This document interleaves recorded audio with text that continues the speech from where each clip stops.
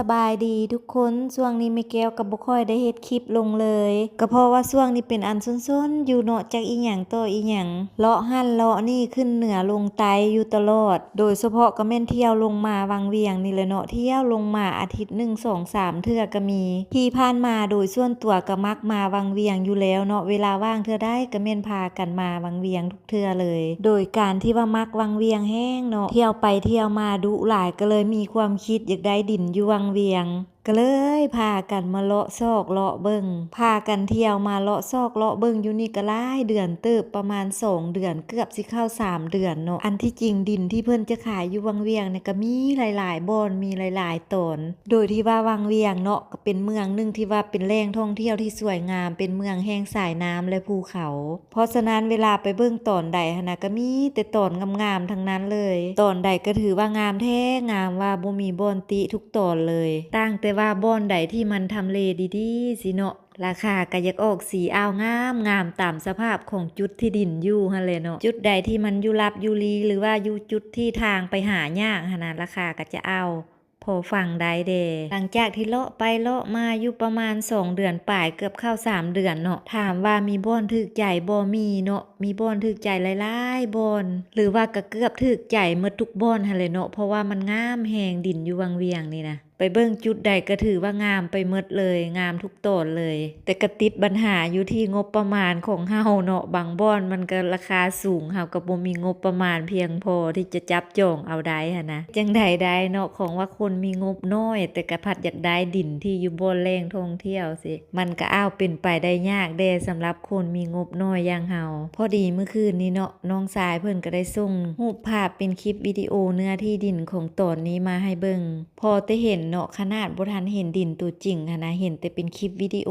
ซื่อๆพอแต่ได้เห็นเนาะก็รู้สึกว่ามักและก็ถูกใจแฮงและพอป่นน่ะก็ถูกใจแฮงสุดๆเลยแล้วก็ส่วนแม่แก้วหั้นน่ะมาตั้งแต่เช้าแต่ก่อนสิมาในคืนนั้นเนาะแม่แก้วหั้นน่ะก็ได้ฝันว่ามีผู้ชายเฒ่าผู้หนึ่งซึ่งแม่แก้วก็บ่เคยรู้จักและก็บ่เคยเห็นหน้ามาก่อนได้หอบเงินจำนวนก้อนนึงเนาะก้อนใหญ่เติบนั่นแหละมอบให้แก่แม่แก้วส่วนแม่แก้วเนาะก็ได้อาแขนโอบเอาเงินจำนวนก้อนนั้นหอบมาไว้กอดไว้ในเอิกเนาะและตอนขี่รถไปนำทางเนาะแม่แก้วก็ได้เล่าความฝันให้พ่อปูนฟังส่วนพ่อปูนเนาะพอเพิ่นได้ฟังความฝันและเพิ่นก็เลยเว้าว่าสงสัยดินตอนที่เฮาจะไปเบิ่งนี่บ่ที่เฮาจะได้เป็นเจ้าของแท้เพิ่นว่านะและส่วนแม่แก้วเนาะในการเดินทางมื้อนี้หั่นน่ะก็มีความรู้สึกว่าน่าจะได้อีหยังกลับมาเป็นบางอย่างและพอแต่ได้มาฮอดมาเห็นดินตอนนี้เนาะก็รู้สึกมักเนาะมักแฮ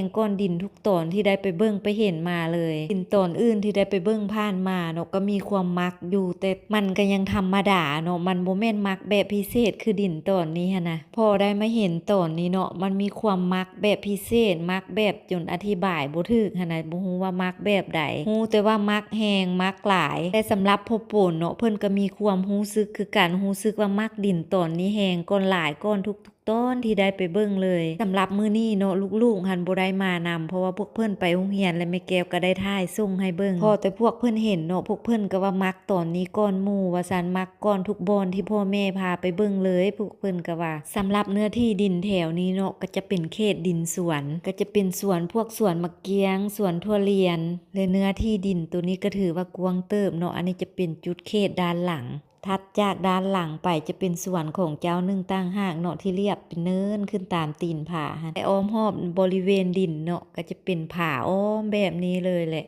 อากาศก็ถือว่าเย็นสบายดีเลยและส่วนด้านหน้าคนละฝากทางเนาะก็จะเป็นสวนยางพาราสวนมะเกียงและในที่สุดเนาะแม่แก้วกับพ่อปูนหั่นน่ะมาเห็นดินตนนี้แล้วก็ตกลงตัดสินใจเอาดินตนนี้เลยหลังจากที่ไปเบิ่งดินกลับมาเนาะก็พากันเข้ามาห้องการบ้านเฮ็ดหนัง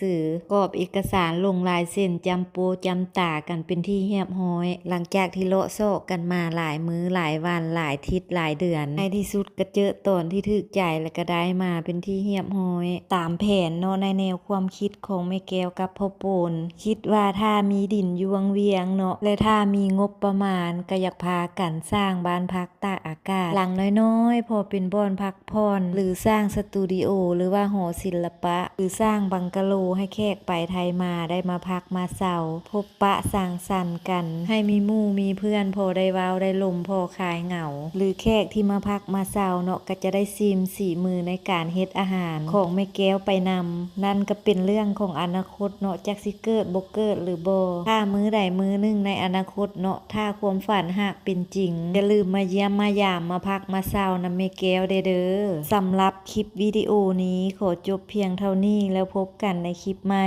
ก่อนไปขออวยพรให้ทุกคนจงใช้ชีวิตในแต่ละวันอย่างมีความสุขไปก่อนเด้อทุกคนบ๊ายบาย